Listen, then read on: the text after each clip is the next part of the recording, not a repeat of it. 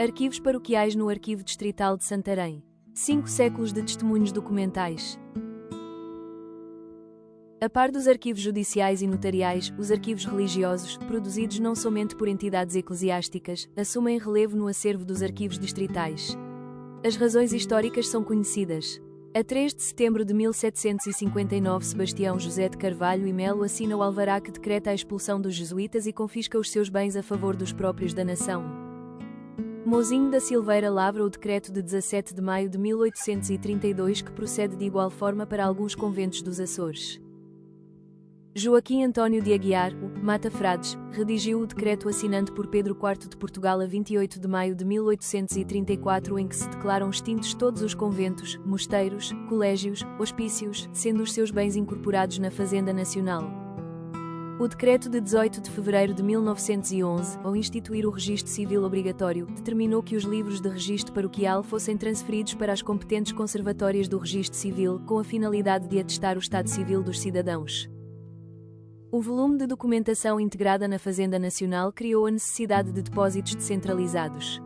Júlio Dantas, inspetor das bibliotecas eruditas e arquivos, destaca-se pela ação determinada na fundação do Arquivo dos Feitos Findos e vários arquivos distritais.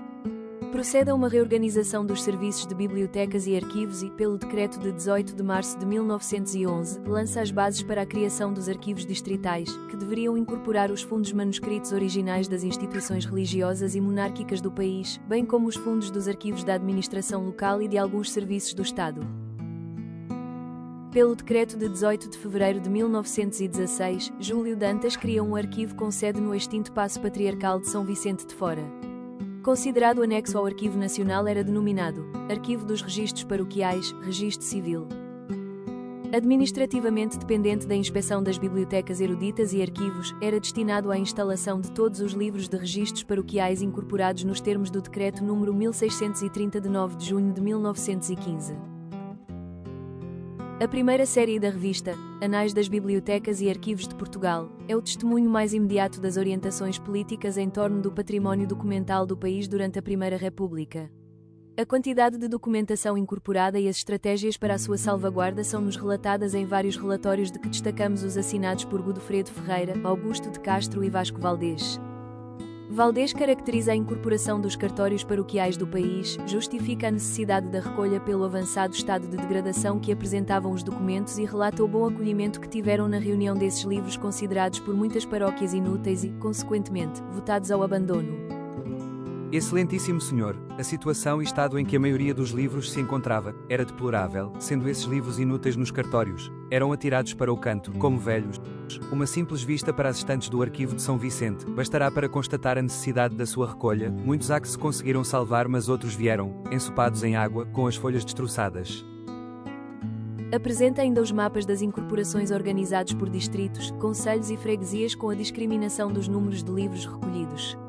Até 1917 foram integrados em São Vicente de Fora 1041 livros de registro paroquial provenientes do distrito de Santarém.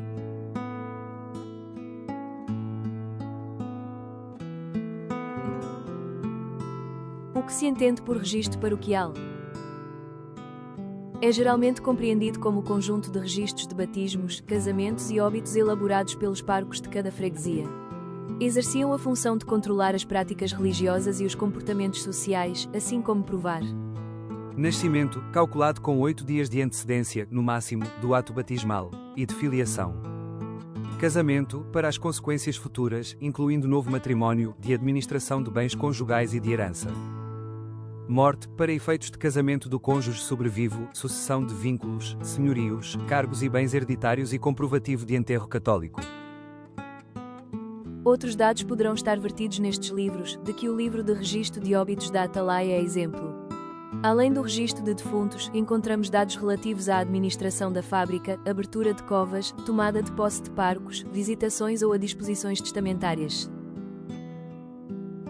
A designação de registro paroquial poderá ser alargada a outro tipo de informação de que destacamos os róis de confessados ou os livros de crismados.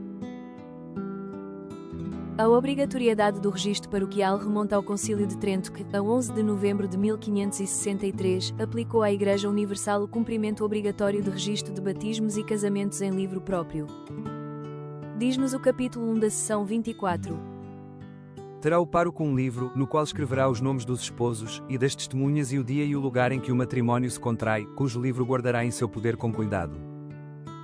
O capítulo 2 da mesma sessão conciliar determina que O pároco, antes que chegue a administrar o batismo, perguntará com cuidado àqueles a quem pertence, qual ou quais elegerão para receberem o batizado da sagrada fonte, e a esse, ou esses, somente admita a receberem o batizado, e lançará seus nomes no livro. a maioria dos livros de registro paroquial são datados a partir do século XVI, sendo que o século XVII assinala maior cuidado no registro dos assentos e na sua preservação. São feitos em livros próprios e as constituições diocesanas impõem formulários para a sua elaboração. A extensão universal do preceito relativamente aos registros paroquiais ocorreu apenas a 17 de junho de 1614 com o ritual romano de Paulo V que estabeleceu as fórmulas de registro para os 5 livros a existirem junto dos párocos. Livros dos batizados, dos confirmados, dos matrimónios, dos rois de confessados e dos defuntos. Em Portugal, o registro civil foi alvo de diversas tentativas de estabelecimento. Mouzinho da Silveira, em 1832, atribuiu a competência ao provedor do Conselho referindo tratar-se da Matrícula Geral de todos os cidadãos, pela qual a autoridade pública atesta os nascimentos, casamentos e óbitos. A Lei da Divisão Administrativa, de 18 de julho de 1835, atribuiu ao administrador do Conselho a redação e guarda dos livros de registro civil. O Código Administrativo de 1836 estabeleceu o modo de verificar o registro civil definindo procedimentos a serem observados pelos administradores do Conselho ou regedores das paróquias. O Código Administrativo de 1842 manteve a competência no administrador do Conselho e anunciou regulamentação futura sobre o assunto.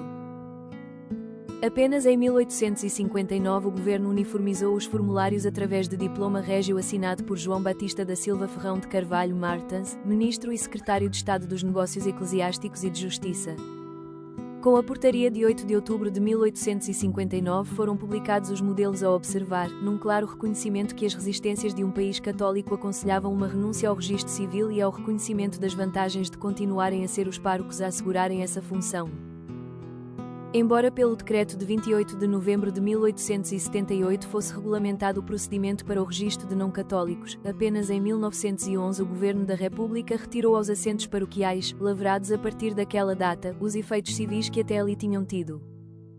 Refere o decreto que O registro civil destina-se a fixar autenticamente a individualidade jurídica de cada cidadão.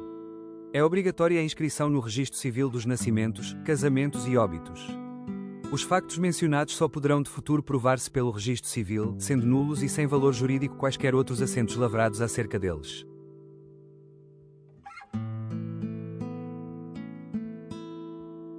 o Arquivo Distrital de Santarém conserva nos seus depósitos registros de batismos, casamentos e óbitos das 145 paróquias do distrito, correspondentes a um número de descrições, em evolução cotidiana, de cerca de 66 mil registros, disponibilizados online. Tratam-se verdadeiras relíquias desta tipologia documental com datas compreendidas entre 1544 e 1911. Conhece alguns exemplares.